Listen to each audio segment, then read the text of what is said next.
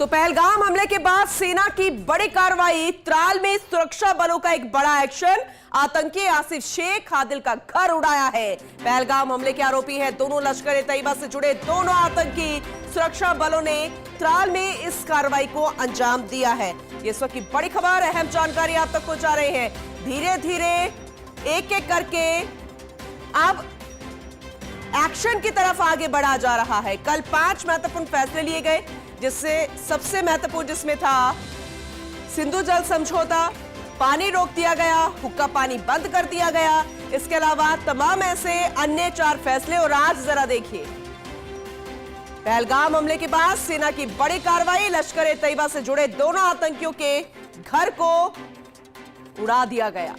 और ये जरूरी भी था, एक संदेश देना भी बेहद जरूरी था, ये बेहद महत्वपूर्ण था। हम अभी भी यही कहेंगे कि ये तो बस शुरुआत है, आगे आगे देखिए क्या होता है।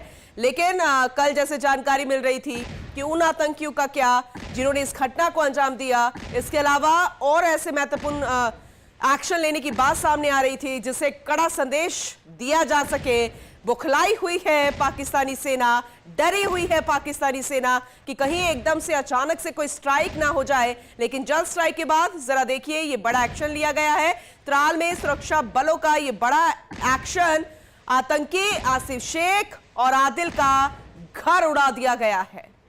उस इलाके को आग के हवाले कर दिया गया। बताने की कोशिश की गई है कि अगर आप इस तरह से निहत्थे लोगों पर प्रहार करोगे तो फिर यह हश्र होगा, और यह तो बस एक शुरुआत है। संदेश देने की कोशिश है और ऐसे में सबक लेने की जरूरत पाकिस्तानी सेना को, उन आतंकियों को जो लगातार टारगेट करते हैं निहत्थे लोगों को, मासूम लोगों को, और फिर कश्मीर राग अलापते हैं।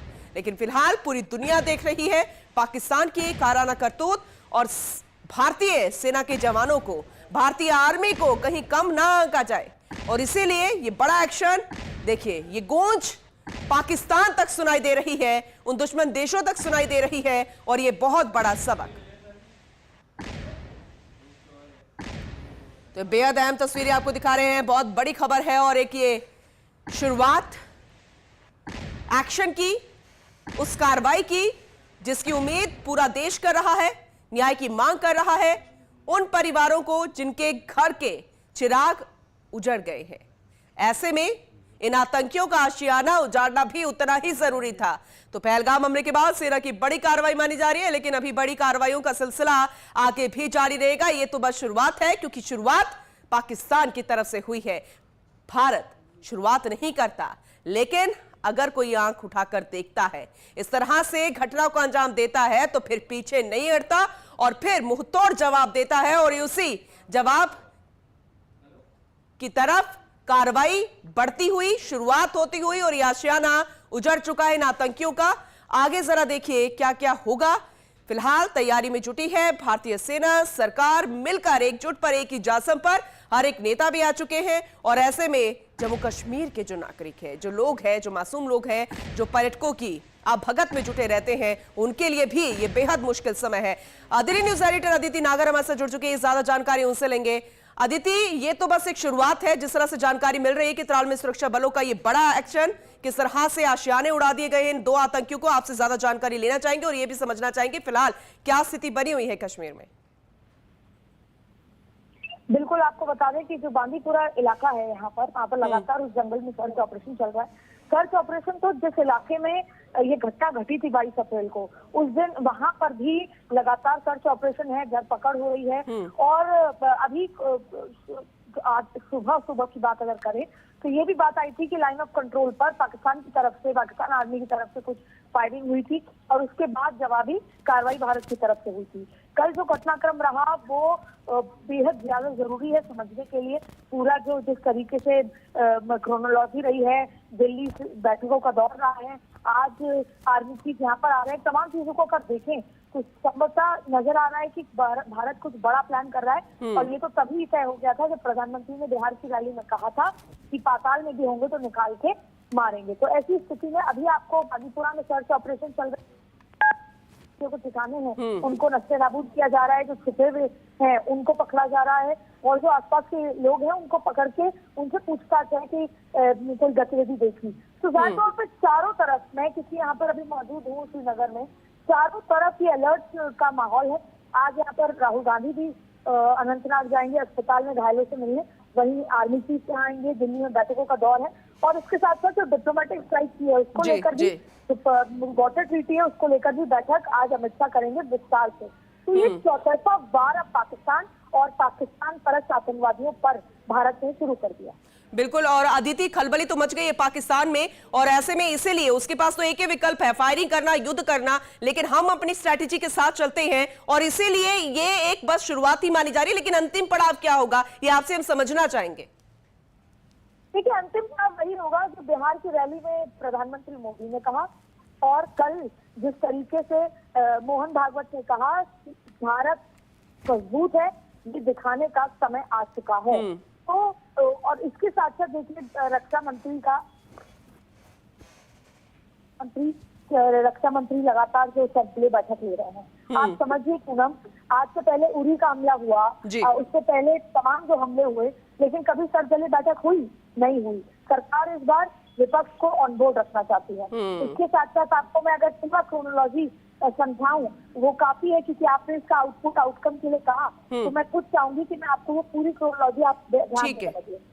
परसों रक्षा मंत्री और एनएसए की तीनों सेनाओं के साथ मुलाकात हुई, सीडीएस के साथ मुलाकात हुई, फिर प्रधानमंत्री की सीएसएस में बैठक हुई, फिर पाकिस्तान पर कूटनीतिक स्ट्राइक की गई, फिर कल प्रधानमंत्री मोदी ने बिहार में कहा कि कल्पना से भी बड़ी सजा मिलेगी, फिर दोपहर में अरब सागर में नौसेना की मिसाइल परीक्षण किया गया। भारतीय नौसेना का जो डिस्ट्रॉयर आईएनएस जो है सूरत में अरब सागर में समुद्र की सतह पर टारगेट के तौर पर निशाना बनाया गया।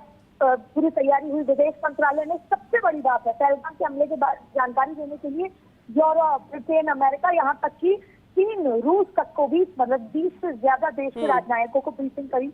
30 मिनट तक ये ब्रीफिंग चली।